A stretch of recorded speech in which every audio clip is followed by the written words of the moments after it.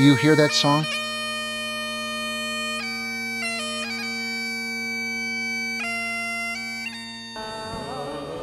It is one of the most recognized melodies in the world, Amazing Grace.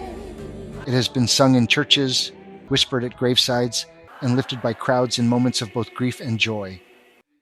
Its words speak of being lost and then found, blind and then seeing. And they came from the pen of one of history's most repentant men, John Newton, a man who once bought and sold human beings, yet also knew the feel of chains on his own skin. His story is a journey from cruelty to compassion, from enslavement to freedom, both for himself and for others.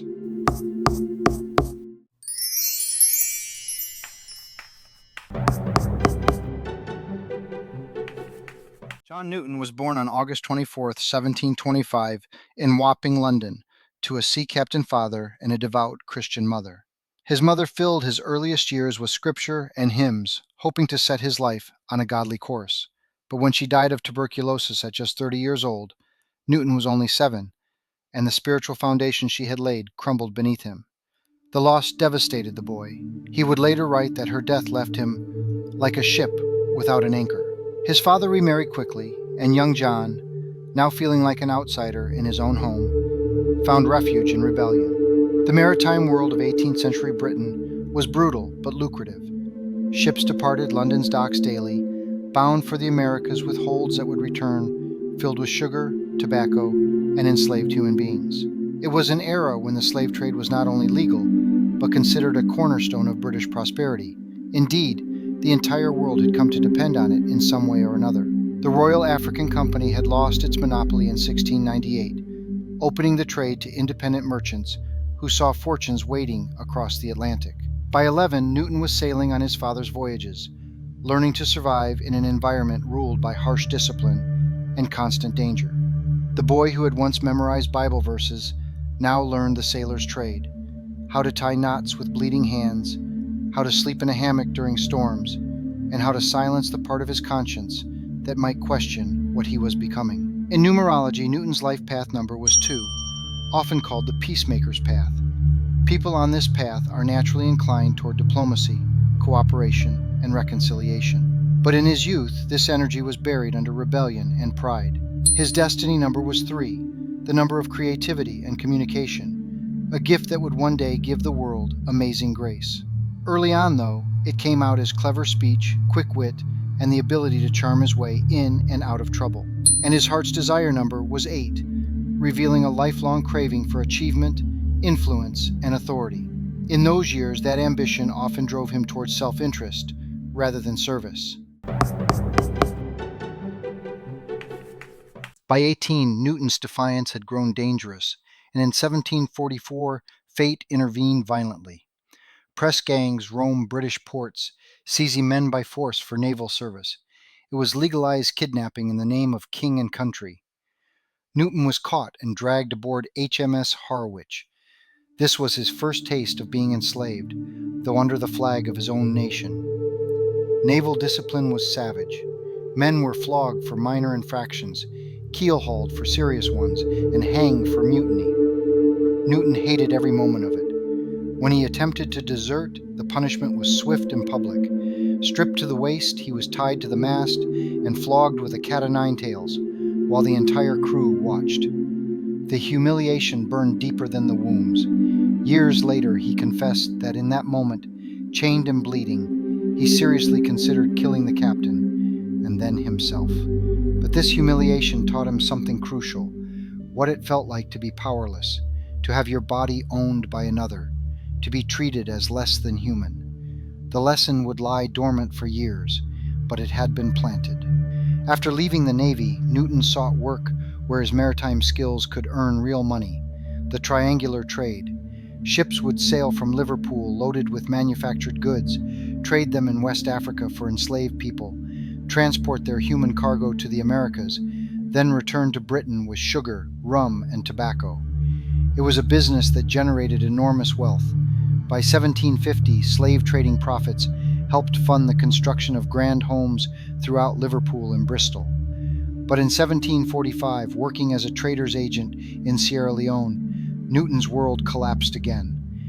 After a dispute with a ship's crew, he was betrayed and handed over to Princess Pei, an African ruler who kept European captives as slaves. For nearly 2 years, Newton experienced the other side of the equation he had helped perpetuate. Princess Pei's compound held dozens of enslaved people, Africans destined for the Americas, and a handful of Europeans who had fallen from grace. Newton was chained alongside them, fed the same meager rations, subjected to the same arbitrary punishments. He watched fellow captives die from disease and despair. He learned to read the moods of his captors, to grovel when necessary, to become invisible when anger flared.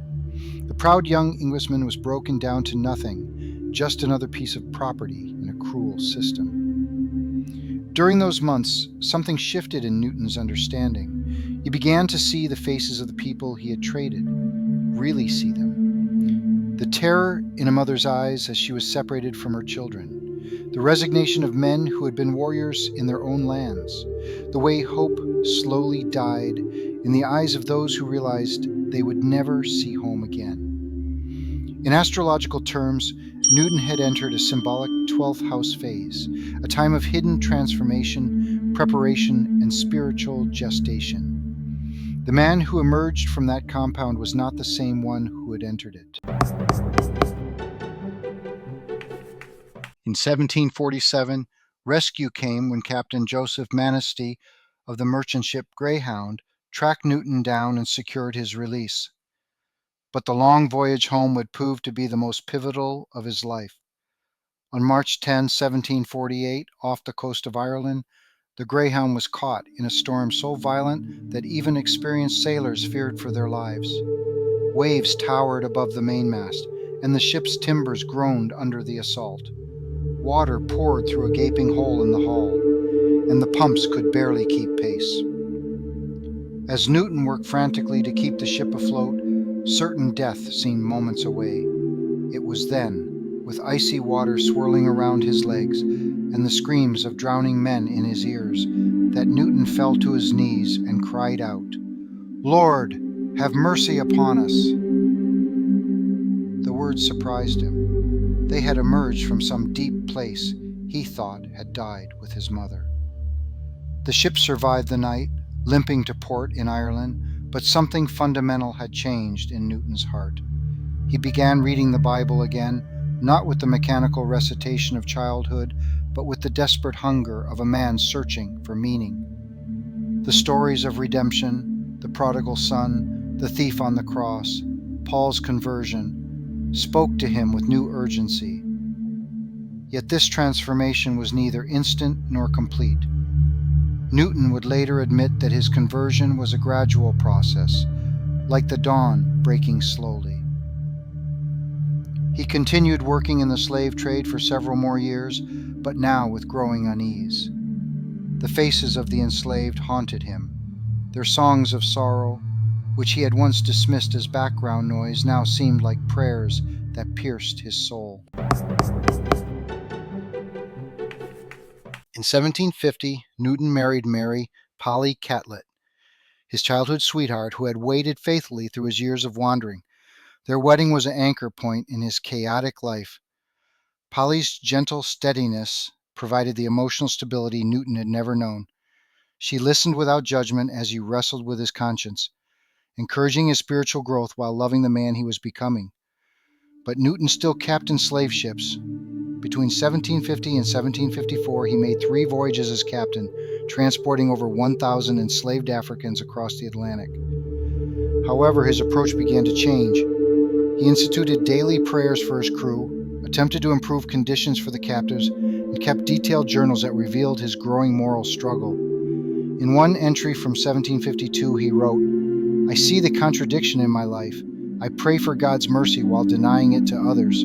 I sing hymns while men suffer in chains below my feet." The internal war was tearing him apart. In his birth chart, Venus, the planet of love and values, sat in Leo in his 10th house of public life, showing how his marriage would influence not just his private happiness, but his public calling. Polly's influence was gradual but persistent, like water wearing away stone. The end of Newton's seafaring career came suddenly in 1754 when a severe stroke left him partially paralyzed and unable to continue as ship captain. Many would have seen this as a catastrophe, but Newton later recognized it as divine intervention, God removing him from a situation that was destroying his soul. Forced ashore, Newton became tide surveyor in Liverpool, a government position that allowed him to support his family while pursuing his growing interest in theology. Liverpool in the 1750s was experiencing a religious awakening. Preachers like George Whitefield and John Wesley drew massive crowds with their message of personal salvation and social reform. Newton attended their meetings, hungry for understanding. He began corresponding with prominent ministers, sharing his story and seeking guidance. His past as a slave trader, rather than disqualifying him, became powerful testimony to God's transforming grace. The reconciler's voice of his life path, too, was growing louder, no longer buried under pride. By 1757, Newton felt the unmistakable call to ministry. With support from influential friends, including the Earl of Dartmouth, he was ordained in 1764 as an Anglican priest. In a timing method called zodiacal releasing, which divides life into chapters based on the lot of spirit, a calculated point tied to a soul's purpose, Newton was in a Cancer period at the time. Cancer is the sign of nurturing, restoration, and moral guidance, themes that perfectly matched his new role.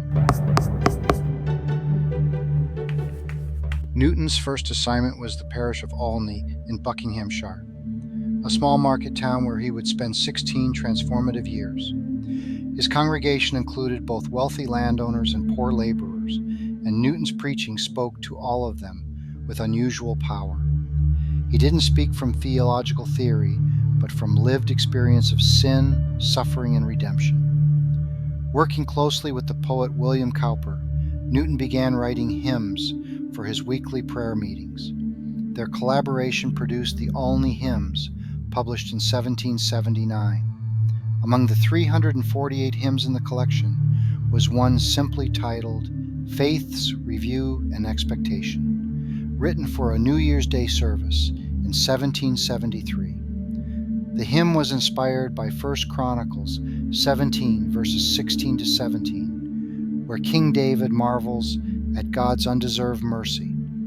Who am I, O Lord God, and what is my house, that thou hast brought me hitherto? Newton saw his own story reflected in David's wonder.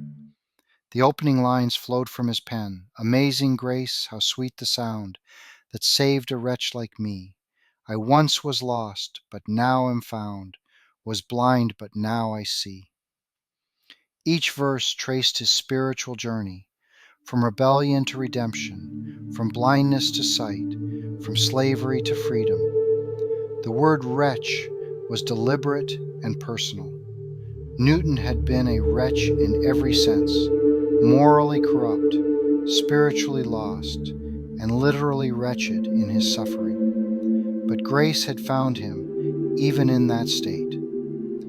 In numerological terms, 1773 was a year when Newton's essence was 5, the number of freedom, change, and liberation. For Newton, the hymn was a spiritual emancipation, a declaration that he had been lost and was now found.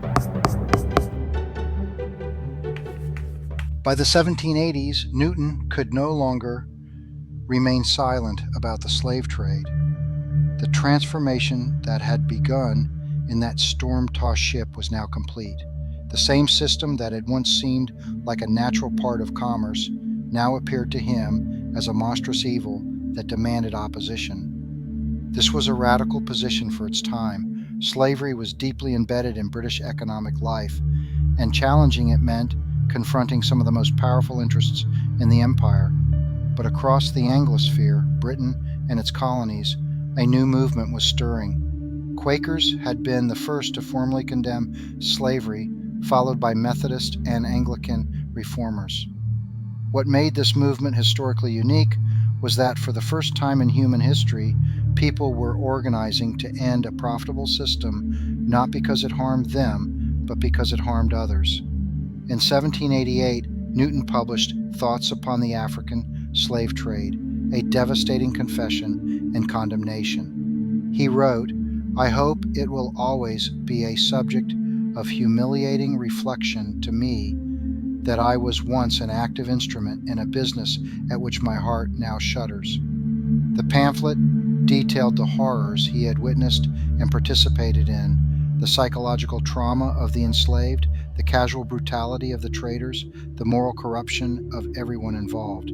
The publication caused a sensation. Here was a man speaking not as an outside critic, but as an insider who knew every cruel detail of the system. His testimony carried unique weight because he could not be dismissed as naive or uninformed. When William Wilberforce launched his parliamentary campaign against the slave trade, Newton became one of his key advisors. Their meetings were intense collaborations between the young politician and the old sea captain turned preacher. Newton provided the moral authority and detailed knowledge, while Wilberforce supplied the political skill and aristocratic connections. The battle for abolition would take decades. Powerful commercial interests fought back with economic arguments, racial theories, and political pressure. But the movement persisted, driven by men and women who had come to see slavery as a moral cancer that threatened the soul of their civilization. Newton's role was crucial, but often behind the scenes. He testified before parliamentary committees, sharing his first-hand knowledge of the trade's realities. His moral authority helped convince wavering politicians that this was not just an economic issue, but a spiritual one, that Britain's relationship with God was at stake. Here, his heart's desire 8 reached its highest potential, using influence to serve justice rather than personal ambition. In his astrological chart, Jupiter in Aquarius, representing the visionary, serving the greater good, was active in his later years. The campaign faced numerous setbacks. Bills were defeated, compromises proposed, delays manufactured. But Newton lived to see vindication. On March 25, 1807, Parliament passed the Abolition of the Slave Trade Act, making it illegal for British ships to transport enslaved people. By then, Newton was blind and in failing health, but when friends brought him the news, tears streamed down his weathered face.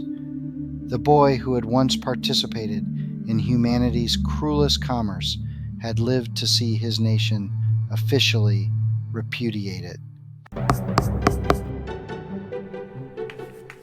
Newton died on December 21, 1807, just months after witnessing the legal end of the British slave trade.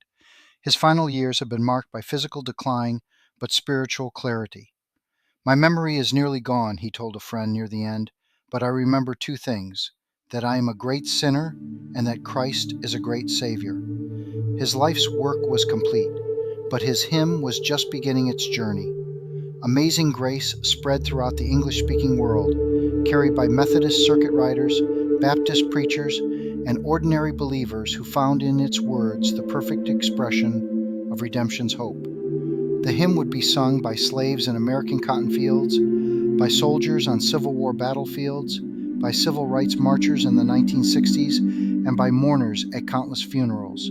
Its message transcended denominations, cultures, and centuries because it spoke to the universal human experience of being lost and found, of falling and rising, of despair and hope.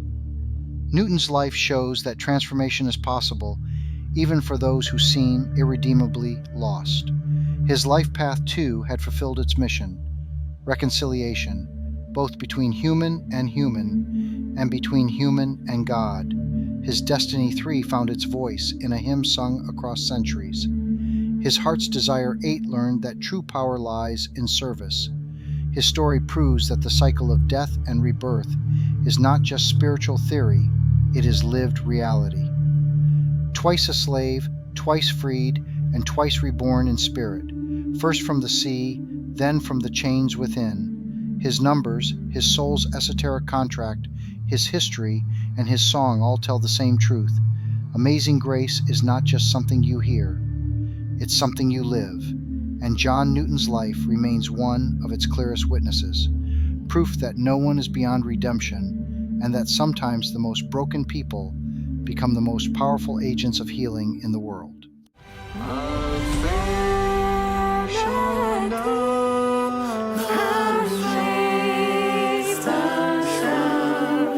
That saved a wretch.